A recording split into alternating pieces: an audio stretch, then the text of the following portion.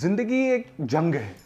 आपको डेली लड़ना है, सुबह से, शाम से, रात से। जब रात में इंसान सोता है तो पूरा दिमाग खाली होता है।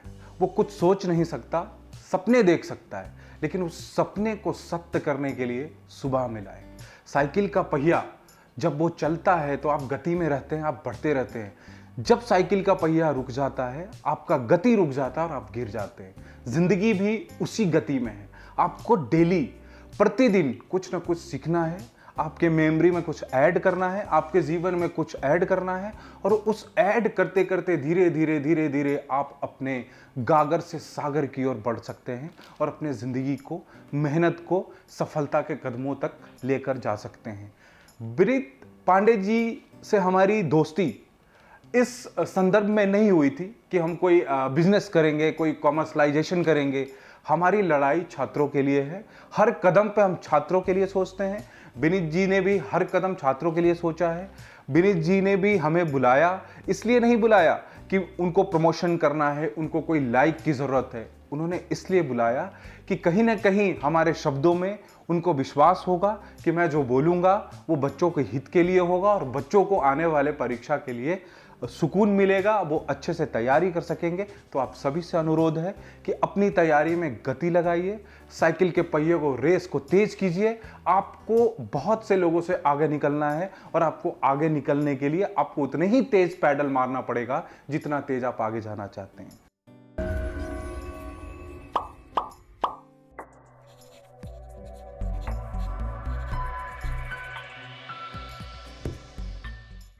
नमस्कार दोस्तों, मैं विनीत पांडे और आज हमारा सौभाग्य है कि हमारे पास स्टूडेंट एक्टिविस्ट एंड युवा हल्ला बोल के को फाउंडर मिस्टर राहुल राज हमारे साथ हैं। हमारा सौभाग्य है कि आज राहुल राज जी ने हमारी पेपर वन की बुक का इनागुरेशन किया है और इसके साथ साथ अपने कीमती समय से कुछ समय निकाला है कि हम आपके साथ बातचीत कर सकें। मैं चाहता हूं कि राहुल राज जी आपको इस करंट सिचुएशन में एग्जाम कब हो रहा है, क्या हो रहा है, क्योंकि बच्चे बहुत पैनिक में हैं, बच्चे बहुत परेशान हैं। जब ट्वीट आया था मामी डाला जी का तो ये कहा गया था कि फर्स्ट या second week of June exam हो जाएगा, लेकिन ऐसा हुआ नहीं। तो हमारे पास इस वक्त जो सबसे ऑथेंटिक वॉइस है, सबसे ट्रस्टेड वॉइस है, और जैसा कि आप जानते हैं, इनफैक्ट आप स्क्रीन पे देख सकते हैं, इन्होंने एक लड़ाई भी लड़ी थी। तो हमारे पास इनसे ज्यादा ऑथेंटिक व्यक्ति इस वक्त कोई नहीं है जो इस मामले में बात कर सके। तो मैं इन्वाइट करूंगा राहुल राज जी को। राहुल जी, बहुत बहुत धन्यवाद। शुक्रिया। और हमारे छात्र जो हैं, बच्चे इस वक्त परेशान है बहुत ज्यादा। पिछली बार भी यही हुआ था, एग्जाम डेट से कुछ नहीं पता था, अब फिर वही हाल हो रहा है कि कुछ पता नहीं चल रहा है। तो मैं ये चाहूंगा कि आप मार्गदर्शन कीजिए बच्चों को और साथ साथ हमारा। एक्चुअली क्या है, जब एनटीए को बनाया गया था, नेशनल टेस्टिंग एजेंसी को, तो ये सोचकर बनाया गया था कि देश में जितने भी परीक्षा होते हैं ये रिक्रूटमेंट के लिए, वो एनटीए लेगा। अब एनटीए पे बटन धीरे धीरे धीरे धीरे बढ़ा दिया गया है। विश्वविद्यालयों के एग्जाम भी एनटीए को दे दिया गया है। यूजीसी नेट का भी एग्जाम एनटीए के पास है।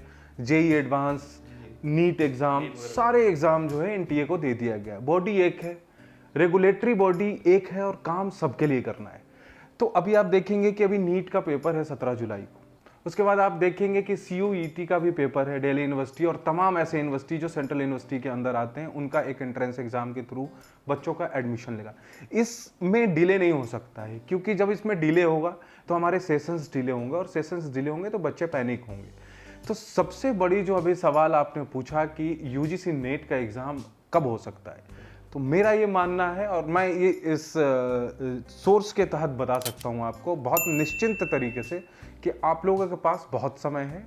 और मुझे नहीं लगता कि जुलाई एंड के पहले आपका एग्ज़ाम होने वाला है। जुलाई एंड से पहले कहीं भी, कोई भी सूरत में आपके एग्ज़ाम नहीं होने जा रहे हैं। ये जो कंडीशंस हैं, जैसे कि हम बता रहे हैं, बहुत ज्यादा ओवरबर्डन्ड है एनटीए।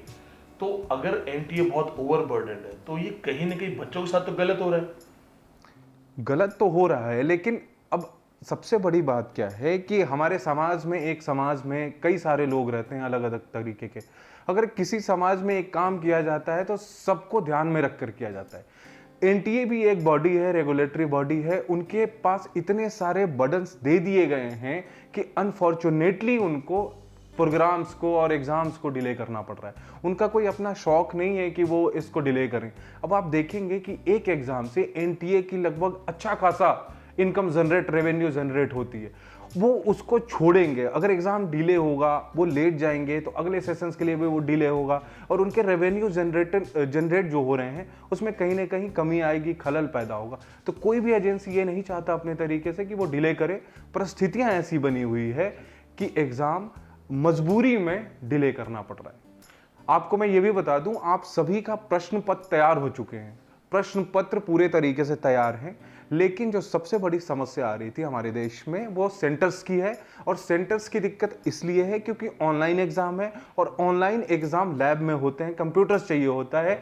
और दूसरी बात, इतने सारे पैन इंडिया एग्जाम एक साथ इकट्ठे हो रहे हैं, इसके वजह से डेट क्लैश हो रहे हैं।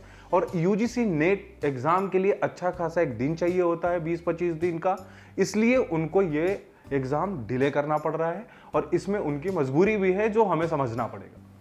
लेकिन मैं राहुल जी आपसे जानना चाहूंगा बच्चों के पॉइंट ऑफ व्यू से। आप बच्चों की लड़ाई लड़ चुके हैं, आप तपती धूप में उस दरवाजे पे खड़े थे जहां पे लगभग 250 से 300 पुलिस वाले खड़े थे जी। तो हम जब बच्चों की हक की बात कर रहे हैं और हमें पता है एनटीए के पास बहुत बर्डन है, एनटीए नहीं करवा पाएगा, ये दिक्कत होगी जी, आपको नहीं लगता कि जो पिछली बार चीजें हुई थी, कुछ परसेंटेज ऊपर नीचे हो गए या बच्चों के कंप्यूटर्स खराब हुए या कहीं ना कहीं उनका कुछ किसी को पॉइंट परसेंटेज से फेल किया गया जी, आपको लगता नहीं है दोबारा ऐसा फिर होगा अगर बहुत बर्डन है तो? एक्चुअली ये सवाल बहुत जेन्युइन है और इसको लेके हमने एक 10 मांगों का मेमोरेंडम ऑलरेडी दिया है एनटीए को और हायर एजुकेशन डिपार्टमेंट को। अब इसमें विनीत जी एक बात आप समझेंगे, मैं आपको बताता हूँ कि जब आप पिछली बार फॉर्म देखेंगे ना तो उसमें 2 जगह एक डॉक्टरल इंटरेस्ट की डिटेल मांग रहे थे वो, उसके बाद दूसरी जगह वो कह रहे थे आर यू पास्ड पीएचडी और नॉट। इसको लेके भी मैंने इस समस्या के रिगार्डिंग बात किया और इस समस्या के चलते कई ऐसे विद्यार्थी हैं जिनका स्कॉलरशिप रुक गया, जो ओबीसी का स्कॉलरशिप, एससी एसटी का स्कॉलरशिप आता है। अभी आने वाले टाइम पे आपको खुशखबरी मिल सकती है, हम वेट कर रहे हैं, इंतजार कर रहे हैं उस चीज़ का, हम अभी अनाउंस नहीं कर सकते हैं, लेकिन हाँ, हम सही दिशा में सही कदम बढ़ा रहे हैं और बच्चों के हित के लिए हमेशा आगे कदम बढ़ाते रहेंगे। लेकिन इनकी खुशी और इनकी स्माइल और वो कहते हैं समझदार को इशारा काफी है, तो हम यही चाहेंगे बच्चों, आप भी दुआ कीजिएगा कि वो जो लड़ाई उन्होंने लड़ी है वो खुशखबरी खुद इस कैमरे पे आके ही देंगे आपको। इसके साथ राहुल जी एक चीज बताइएगा कि अब अगर जुलाई एंड आपने बताया जी एग्जाम जाएगा जी, तो अगला सेशन फिर लेट हो जाएगा जी, तो क्या ये ट्रेडिशनल चेंज हो रहा है कि अब जुलाई अगस्त एग्जाम होगा तो फरवरी मार्च जाएगा दोबारा से? एक्चुअली बात क्या है विनीत जी कि कोरोना की वजह से चीज़ें थोड़ा मिसमैनेज हो गई।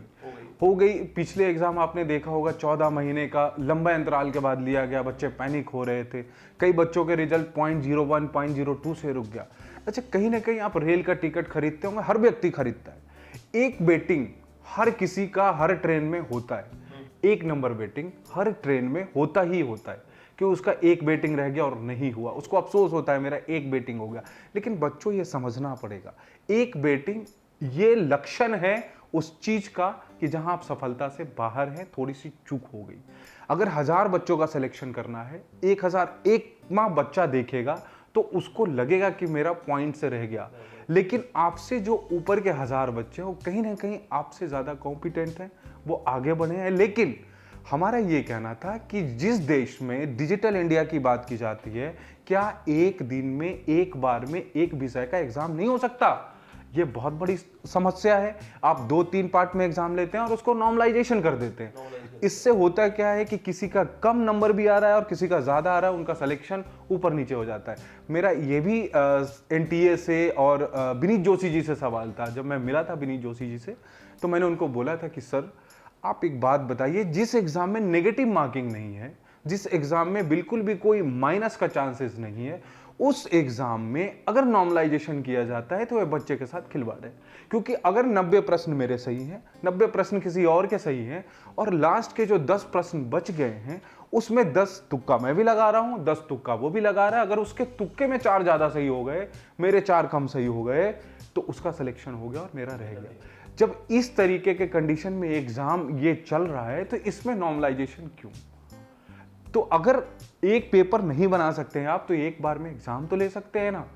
तो आप ये कोशिश कीजिए और हमारी ये पूरी अपने तरफ से कोशिश होगी कि एक बार में, एक दिन में, एक समय में एक विषय का एग्जाम करा लिया जाए। और एनटीए को हम लगातार संपर्क में हैं, उनको किसी भी कीमत पे अपनी मांग को लेकर लगातार मंत्रालय से, एनटीए से, हायर एजुकेशन डिपार्टमेंट से बात कर रहा हूं और हम बहुत जल्दी आप लोगों को विश्वास दिला सकता हूं कि एक दिन में एक एग्जाम एक टाइम पे लेना ही होगा इनको, क्योंकि बच्चों के भविष्य के साथ ये खिलवाड़ नहीं कर सकते।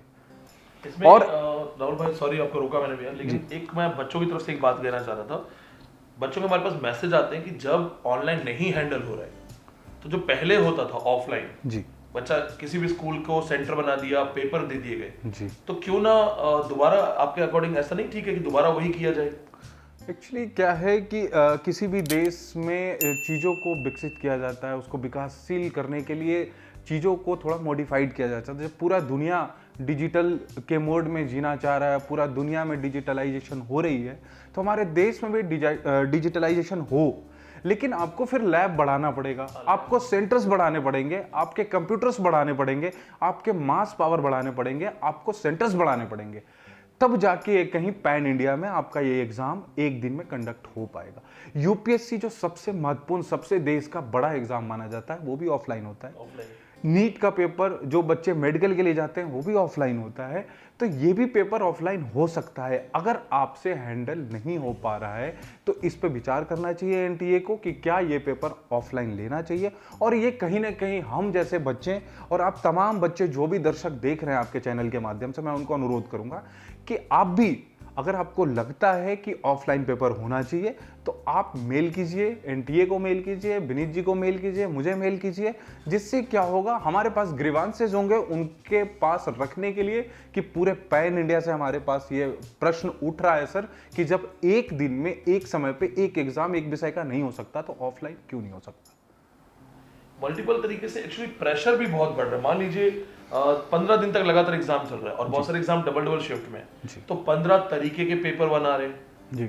अब जो उसके बाद बच्चा पढ़ने जाता है उसको दिखता है अलग अलग तरीकों के पेपर आ रहे हैं। अब चूंकि आपको अलग अलग तरह के पेपर बनाने हैं, सिलेबस आपके पास एक लिमिटेड है, तो आउट ऑफ सिलेबस बहुत सारे क्वेश्चंस डाले जा रहे हैं। पिछली बार के पेपर में पेपर 1 में बच्चे बहुत सारे परेशान हो गए थे, बहुत कुछ था।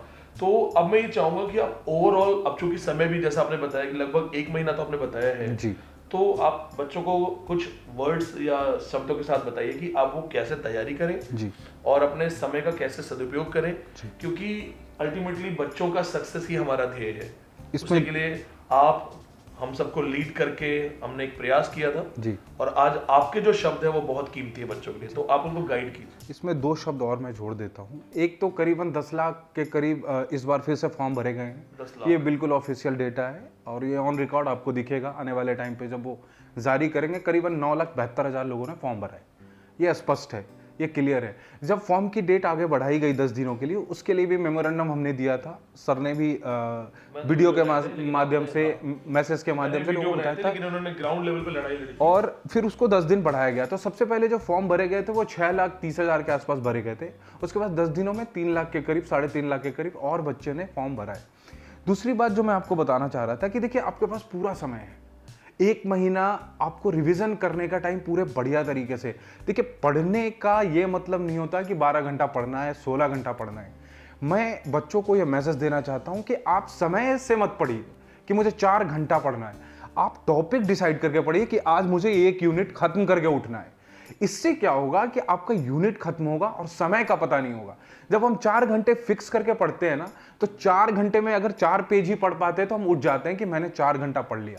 लेकिन हम टॉपिक फिक्स करके पढ़ते हैं ना कि आज मुझे टीचिंग या रिसर्च पढ़ना है, तो टीचिंग और रिसर्च की जो आउटपुट आएगी ना आपके पास, वो कहीं 4 घंटे से ज्यादा आएगी और आपका वो सही दिशा में काम होगा। तो मैं आप सबसे अनुरोध करूंगा कि समय को रखकर मत पढ़िए, टॉपिक को रखकर पढ़िए और रात को डिसाइड कीजिए कि आपको आज कितने टॉपिक में क्या पढ़ना है, कितने मॉक लगाने हैं, कितने क्वेश्चन करने हैं। और समय मत देखिए, क्योंकि जब आप समय देखेंगे ना तो समय आपको देखता रह जाएगा। इसलिए मित्रों, दोस्तों, आपको समय नहीं देखना है, आपको टॉपिक देखना है, आपको प्रश्न देखने हैं, आपको उसका उत्तर ढूंढना है, आपको उसमें बढ़िया बनना पड़ेगा।